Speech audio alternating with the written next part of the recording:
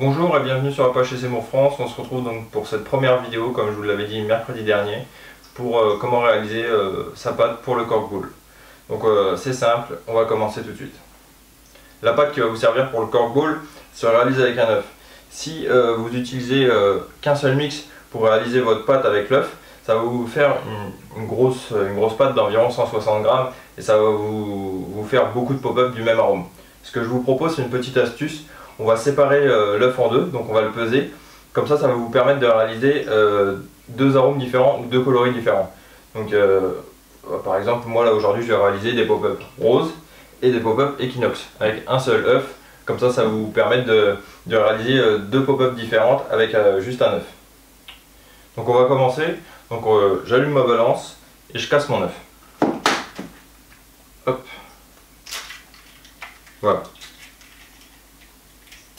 Donc ça fait 60 grammes. Mon œuf fait pile poil 60 grammes. Donc à l'aide d'une cuillère, je vais bien mélanger mon œuf.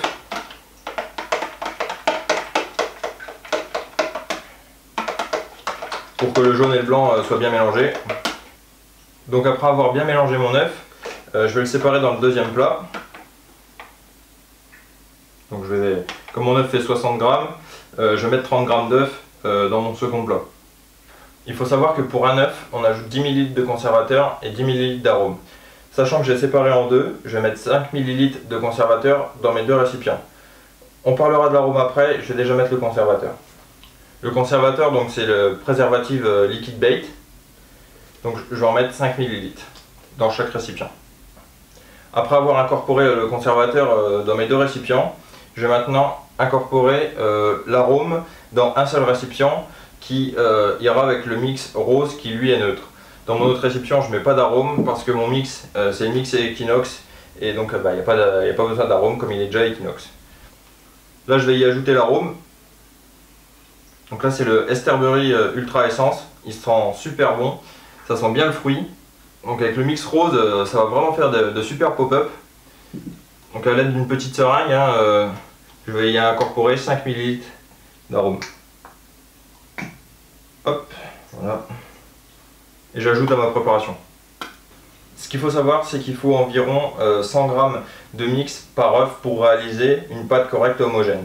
Sachant qu'on a séparé notre œuf en deux, il nous faudrait environ 50 g de mix. Mais il faut savoir qu'il y a des petites astuces. Il vaut mieux rattraper une pâte qui colle de trop qu'une pâte trop sèche. Donc pour rattraper cette erreur, moi j'évite de la faire. Donc pour éviter de la faire, au lieu d'ajouter directement 50 g de mix, je préfère ajouter 30 g, mélanger, voir comment se comporte ma pâte et si elle colle, en rajouter un petit peu, jusqu'à avoir une pâte qui ne colle pas et une pâte homogène, plutôt que d'en mettre trop d'un coup et après se retrouver dans une situation un peu délicate. Donc je vais procéder à l'ajout de mon mix. Donc je vais commencer par le mix rose. Je vais y ajouter, on va dire 25-30 grammes. Voilà. Je suis à 25 grammes. Voilà, là j'ai 30 grammes. Je vais faire pareil avec le mix équinoxe. Donc je commence à mélanger ma préparation. Je commence par la préparation équinoxe. Je mélange bien.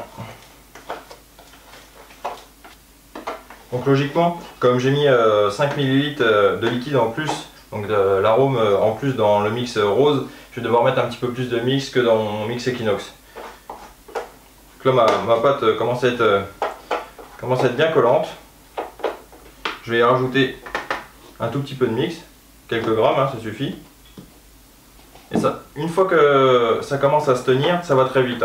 Gramme par gramme, on voit l'évolution de la pâte qui commence à se faire. Mes deux pâtes sont terminées, elles sont super, elles ont vraiment une très belle texture, elles sont prêtes à l'emploi. Donc avec environ un œuf, on réalise 60 pop-up ou after. Il faut savoir que plus la bille de liège est grosse, moins vous utilisez de mix et plus vous allez faire de pop-up.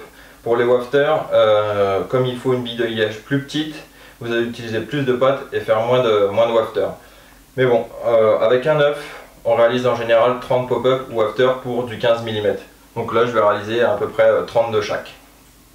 La semaine dernière, quand on s'est vu pour la première fois lors de la présentation du projet, j'étais en train de réaliser des corkballs Pacific Tuna J'avais un petit peu trop de mix, comme j'avais fait un œuf entier de mix tuna.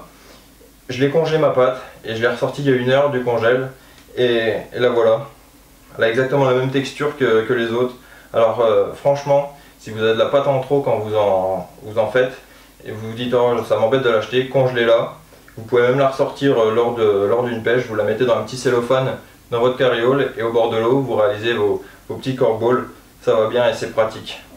La semaine prochaine, on se retrouvera pour parler des pop-up pour le zig ou pour le shod, donc des pop-up à forte flottaison qui feront flotter un hameçon de 2 ou un hameçon de 4. On réalisera des pop-up de 15 mm et 18 mm à l'aide du mix Equinox que je viens de réaliser. Donc on se retrouve la semaine prochaine, à bientôt.